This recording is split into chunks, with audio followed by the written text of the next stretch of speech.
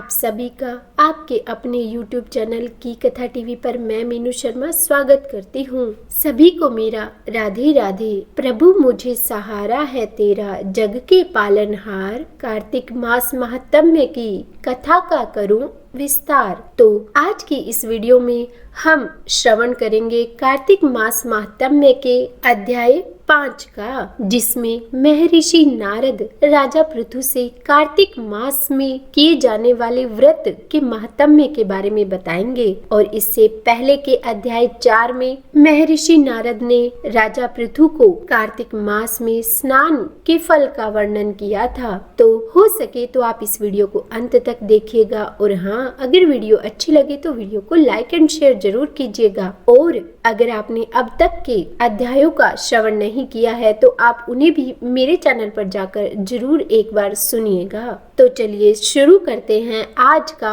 अध्याय। राजा पृथु नारद जी से बोले कि हे नारद जी, आपने कार्तिक मास में स्नान का फल कहा, अब मुझे आप कृपया करके अन्य मासों में विधि पूर्वक स्नान करने की विधि, उनके नियम और उद्यापन की विधि भी बताइए। तब देव ऋषि नारद जी राजा पृथु से बोले कि हे राजन, आप तो भगवान विष्णु के ही अंश से उत्पन्न हुए हैं, अतः यह बात तो आपको ज्ञात ही है। फिर भी यदि आप मेरे मुख से यह बात सुनना चाहते हैं तो मैं आपको यथाचित इसका पूरा विधान बतलाता हूँ। अश्विन महीने की शुक्ल पक्ष की जो एकादशी आती है उसी से कार्तिक महीने के व्रत शुरू हो जाते हैं। तो जिन्हें भी यह व्रत करने होते हैं उन्हें अश्विन माह की शुक्ल पक्ष की एकादशी से ही प्रारंभ कर देने चाहिए। ब्रह्म मुहूर्त में उठना चाहिए और फिर जल का पात्र लेकर गांव से बाहर पूर्व या फिर उत्तर दिशा में जाना चाहिए।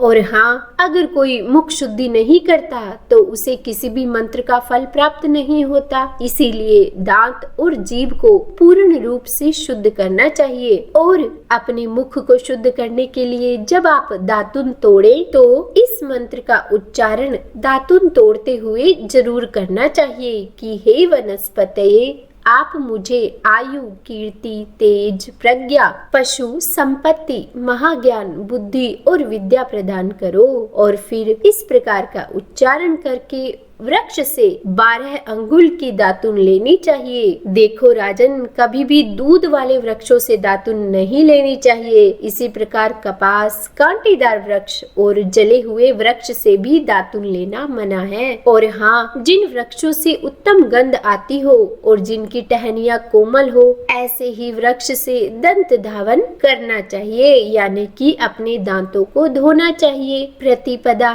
अमावस्या, नवमी, छठी, रविवार को चंद्र तथा सूर्य ग्रहण में दातुन नहीं करनी चाहिए। और इस प्रकार उसके बाद भली भांति स्नान करके फूल माला, चंदन और पान आदि पूजा की सामग्री लेकर पूरे प्रसन्न चित्त और भक्ति पूर्वक भाव से शिवालय में जाना चाहिए। और वहां जाकर सभी देवी देवताओं की अर्घ्य, आचमनीय आदि वस्तु से पृथक पृथक पूजा करके प्रार्थना एवं प्रणाम करना चाहिए। फिर भक्तों के स्वर में स्वर मिलाकर श्री हरि का कीर्तन करना चाहिए। मंदिर में जो गायक भगवान श्री हरि का कीर्तन करने आए हो उनका माला, चंदन, तांबूल आदि से पूजन करना चाहिए, क्योंकि पहले के समय में भगवान विष्णु को अपनी तपस्या, योग और दान द्वारा प्रसन्न किया जाता था। परंतु अब कलयुग है और कलयुग में भगवद गुणगान को ही भगवान श्री हरि को प्रसन्न करने का एकमात्र साधन माना गया है। और उसके बाद महर्षि नारद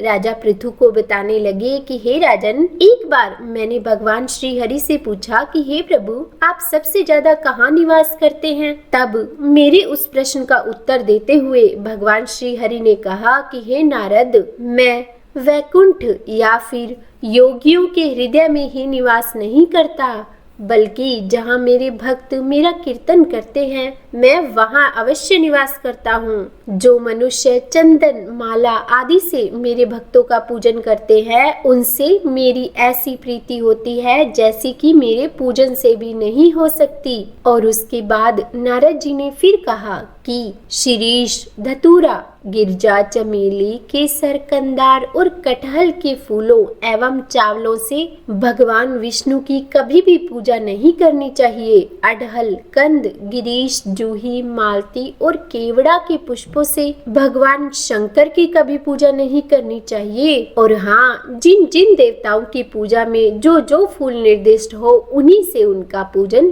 करना चाहिए। और फिर जब आपका पूजन समाप्त हो जाए तो उसके बाद भगवान से अपनी गलतियों के लिए क्षमा याचना जरूर करनी चाहिए और कहना चाहिए कि हे सुरेश्वर, हे देव, ना मैं मंत्र जानता हूँ ना ही क्रिया, और मैं भक्ति से भी हीन हूँ। मैंने जो कुछ भी आपकी पूजा की है, जैसे भी आपकी पूजा की है, उसे पूरा करें। और फिर ऐसी प्रार्थना करके भगवान श्री हरि को साष्टांग प्रणाम करना चाहिए और फिर भगवद कीर्तन करना चाहिए, श्री हरि की कथा सुननी चाहिए और प्रसाद भी ग्रहण करना चाहिए। जो मनुष्य उपरोक्त विधि के अनुसार कार्तिक व्रत का अनुष्ठान करते हैं, वे जगत के सभी सुखों को भोगते हुए अंत में मुक्ति को प्राप्त करते हैं। तो बोलिए विष्णु भगवान की जय। अब इसके आगे क्या हुआ, महर्षि नारद और राजा पृथु के बीच और क्या क्या बातचीत हुई, हम जानेंगे इसके आगे वाले अध्याय में।